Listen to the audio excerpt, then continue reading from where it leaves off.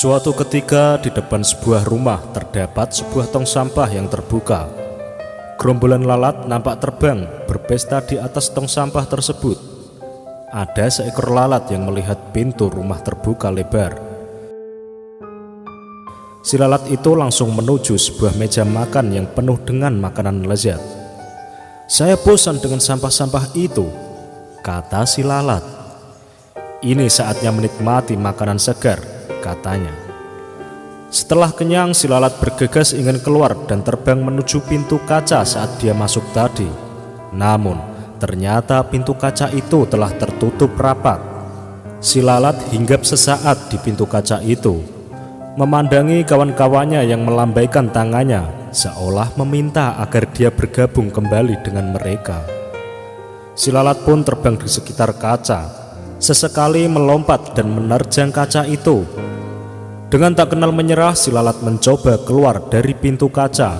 Lalat itu merayap mengelilingi kaca dari atas ke bawah, dari kiri ke kanan, bolak-balik. Demikian terus dan terus berulang-ulang, hingga akhirnya nampak lalat itu terkulai lemas terkapar di lantai. Tak jauh dari tempat itu nampak serombongan semut merah yang sedang mencari makan. Dan ketika menjumpai lalat yang tak berdaya itu, serentak mereka mengerumuni dan beramai-ramai, menggigit tubuh lalat itu hingga mati. Kawanan semut itu pun mengangkat bangkai lalat yang malang itu menuju sarang mereka. Dalam perjalanan, seekor semut kecil bertanya kepada rekannya yang lebih tua, "Ada apa dengan lalat ini, Pak? Mengapa dia sekarat?" Semut yang lebih tua menjawab, "Oh, itu sering terjadi. Ada saja lalat yang mati sia-sia seperti ini. Sebenarnya mereka ini telah berusaha. Dia sungguh-sungguh telah berjuang keras berusaha keluar dari pintu kaca. Namun ketika tak menemukan jalan keluar, dia frustasi dan kelelahan hingga akhirnya jatuh sekarat dan menjadi menu makan malam kita." Semut kecil itu manggut-manggut, namun masih penasaran dan bertanya lagi, "Aku masih tidak mengerti. Bukannya lalat itu sudah berusaha keras? Kenapa tidak berhasil?" Masih sambil berjalan dan memanggul bangkai lalat, semut tua itu menjawab, "Lalat itu adalah seorang yang tak kenal menyerah dan telah mencoba berulang kali. Hanya saja dia melakukannya dengan cara-cara yang sama."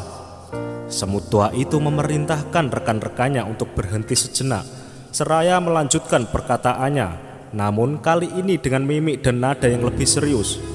"Hai anak muda, ingatlah jika kamu melakukan sesuatu dengan cara yang sama, tetapi mengharap hasil yang berbeda, maka nasib kamu akan seperti lalat ini.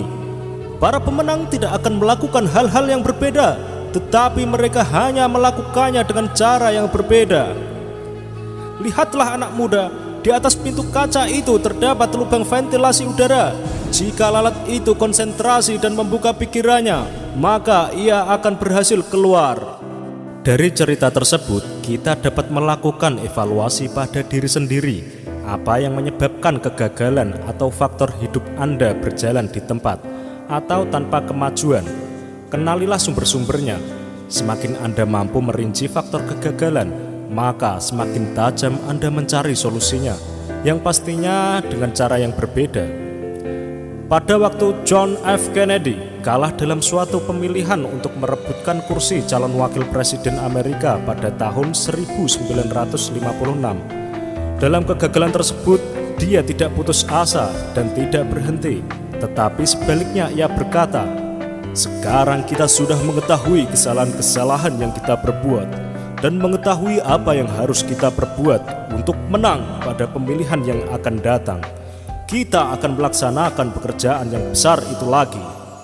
Dan akhirnya pada pemilihan tahun 1960, Kennedy memenangkan. Bukan lagi wakil presiden yang ia menangkan, melainkan ia memenangkan sebagai presiden termuda Amerika Serikat.